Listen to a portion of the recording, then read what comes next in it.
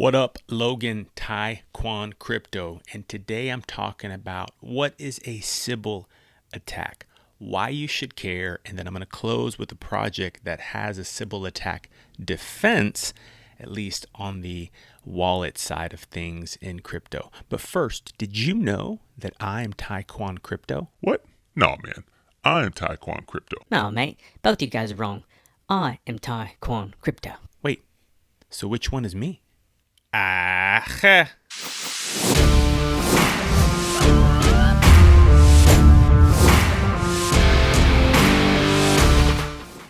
So a moment ago, I showed you 3 different Taekwon cryptos, but everybody knows there's only one. So which one is it? That is at the crux of what a Sybil attack is. At a high level, a Sybil attack is when one entity creates multiple accounts or multiple things to generate an attack. Or if you want a succinct definition, a Sybil attack refers to the efforts of one individual to abuse a network by assuming multiple accounts or identities. So when it comes to attacking, say, a network, like a blockchain network, then one individual might create multiple nodes. When it comes to attacking Twitter or a Twitter account, one entity might create multiple Twitter accounts. And on the wallet side of things, there's nothing to prevent you from creating multiple MetaMask accounts. And really, there shouldn't be. I mean, your privacy. Create as many accounts as you want. The problem isn't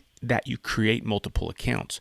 The problem is if you actually do a Sybil attack. By the way, the name Sybil attack is named after the subject of a book called Sybil that was a case study of a woman diagnosed with dissociative identity disorder, otherwise known as multiple personality disorder. Because that's what it seems like when you have more than one account. Like maybe you have multiple personalities. And to some degree, you do, especially in a crypto world where there's no KYC or know your customer information needed to create a new account or a new wallet. So why is this unfair? When we compare it to traditional finance, if say you have a traditional bank account, the bank goes through due diligence and a verification process to ensure that you are one entity.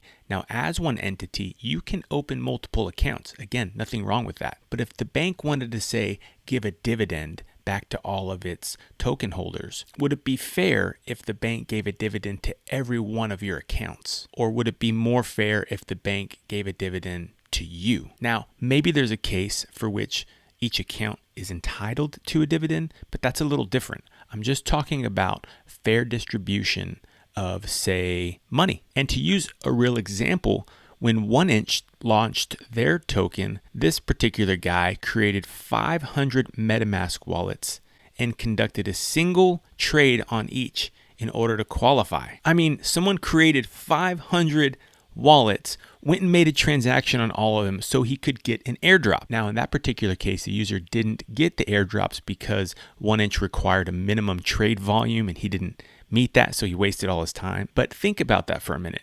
A single entity could create multiple wallets, 500, 5,000, use them in a project, and then get rewarded.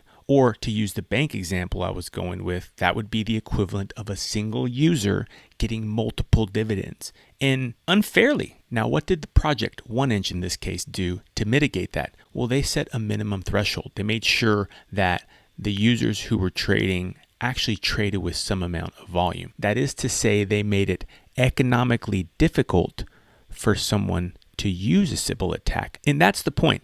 Thus far, Sybil defense revolves around creating an economic disincentive or making it economically unfeasible to attack a network. This is why the Bitcoin blockchain is considered to be the most secure, because of how decentralized it is and how much power or electricity and the types of computers that you need to attack it. It makes it really, really difficult and really, really expensive to try and gain 51% of the network. And this is the same methodology that projects are using to mitigate Sybil attacks on the wallet side. They're simply creating an economic barrier from which they assume they are real people, but no one knows for sure. But what if a project could create, I don't know, a biometric signature unique to an individual that the individual could attach to their wallet and say, I don't know, some kind of proof of existence token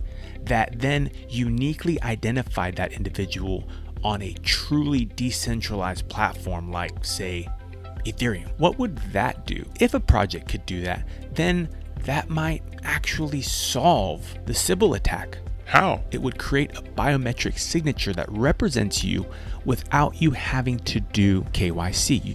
You wouldn't have to submit a driver's license or a passport or some personal identifiable information that you keep as your own privacy, but still are able to interact with the system and prove that it's you. That is, it's an individual and not a robot and not multiple yous. The user could still have multiple accounts, but now on the project side could, instead of saying, hey, we're going to require a minimum threshold, they're going to say, hey, we're going to require that you have this proof of existence token in your wallet.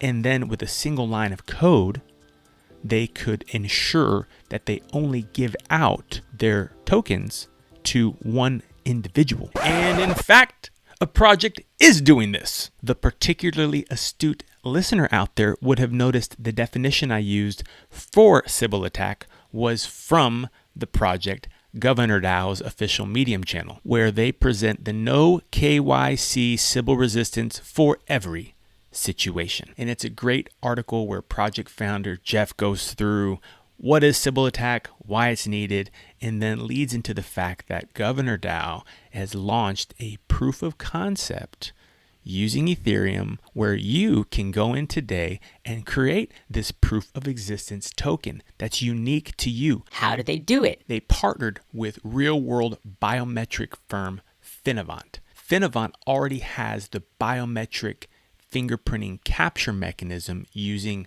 video and voice to create the unique signature. Then they took that tech and wrote a smart contract from which you can interface with on the Ethereum network. And the process is really straightforward. You go to a portal, walk through a script with video and voice. Upon completion, your wallet will receive a proof of existence token. And so to recap, you as a user today can go to a portal, create a unique biometric signature that attaches to your wallet, and then projects in the future could use this biometric signature to verify that you are a you. And with literally a single line of code. Obvious hope here is this is the future of mitigating Sybil attacks on the client side, on the wallet side, that projects will begin to use biometric technology to guarantee that the wallets that they're interfacing with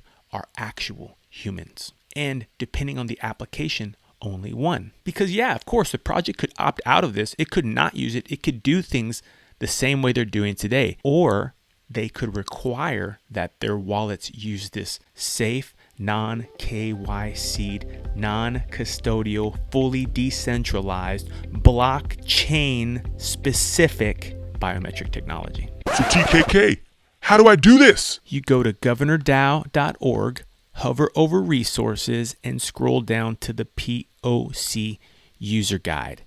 There you're going to find all you need to know about how to do this. And if you need support, comment below. I'll help you out. Now, a reasonable question might be, What do I do after I've got this cool PoE token? the first thing you can do is join an actual Telegram group that's authenticated based on the token. It's literally called Humans Only because it should be only humans. Either way, that's it. Sybil attack is when a single user creates multiple identities to do some usually nefarious activity on the network. One real problem in cryptocurrency today is any individual can create multiple wallets and then game a system.